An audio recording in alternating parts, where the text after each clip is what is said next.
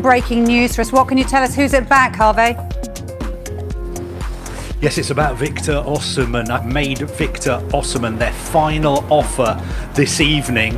And the top five leagues in the world is amazing feeling for me and a good feat. But of course... All right. Looks like we've got a ton of stuff to dive into today, huh? Yeah, we do. Looks like someone's really trying to get a handle on this whole Victor Osimhen thing. The Victor Osimhen transfer saga, that's right. Yeah. You guys send over a bunch of articles, social media posts, all kinds of stuff about this.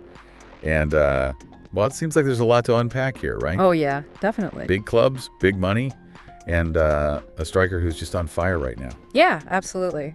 It's really a battle brewing for one of Europe's top talents right now. So let's just start with Osimhen himself, Yep. right?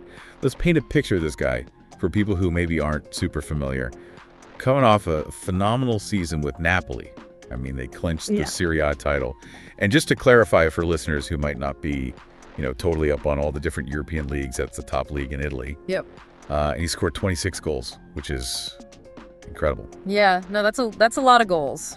It is a lot of goals. And, you've also sent in some pieces about his loan stint at Galatasaray, which is, I don't know, it adds another layer to this whole thing, doesn't it? It does. Loans can sometimes complicate things, when it comes to transfers, but in this case, it seems like it's only made him more attractive, Right. It's almost like another shop window for his, his talent. Yeah. And he's doing well there, too.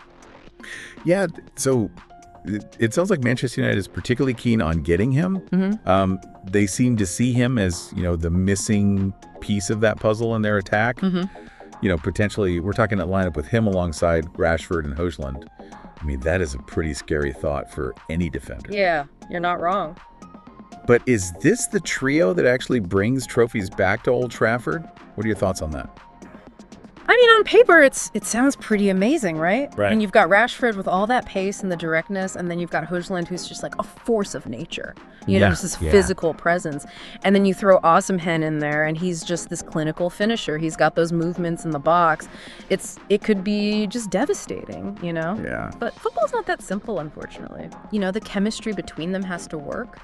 The tactics the manager uses to deploy them, how well they all adapt to the Premier League. I mean, it's a very intense league. Oh, yeah, absolutely. So there's a lot of factors at play. And speaking of complex, let's not forget the price tag that Napoli has slapped on him, 75 million euros. I mean, that's not exactly pocket change, even for a club like Manchester United with all its financial muscle. Oh, no, not at all. So do you think he's worth it? I mean, how does this compare to other, big money transfers we've seen recently? I mean, it's a massive sum for sure, but you have to consider the market, it's crazy right now. Yeah. This is a player who's young, proven track record, huge potential. I mean, we've seen similar fees for players like Mbappe and Haaland. Right. The big question is, does Manchester United see him as that final piece of the puzzle?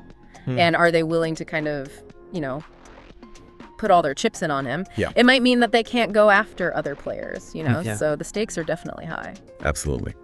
And of course, we can't forget that there are other teams who are interested, right? We've got Chelsea sniffing around, PSG keeping an eye on things. I mean, what could they offer Osimhen that might, tempt him away from Old Trafford? Well, Chelsea, for example, are rebuilding right now. So Yeah. they might see him as, the guy to build their attack around Right. PSG. Well, they've got money to burn, basically. Right. So they could offer him crazy wages, the chance to play with superstars like Neymar and Mbappe. Yeah. Not to mention, competing for the Champions League every season. Right. It's going to be really interesting to see what he decides, what factors weigh on his decision. Yeah, it's going to be fascinating.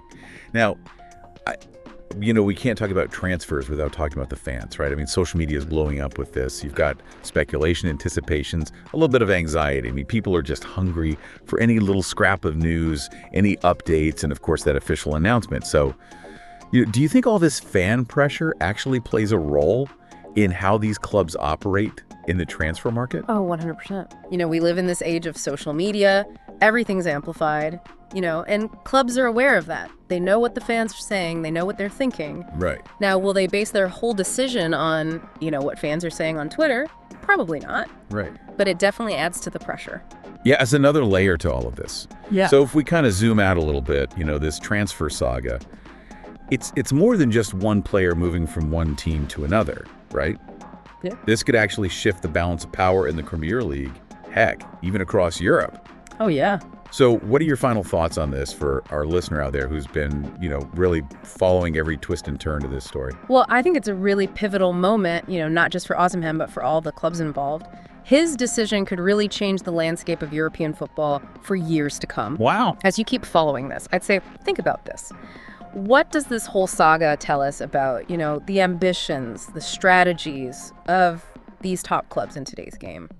Go beyond the money. Go beyond just, the rivalry between the clubs. What does this tell us about the bigger picture? That's a great point to think about. Wow. Okay, so to our listener out there, keep those sources coming because we'll be back to help you dive deep into whatever fascinating topic grabs your attention next. Great. All right, thanks for listening, everybody. Hey, yeah.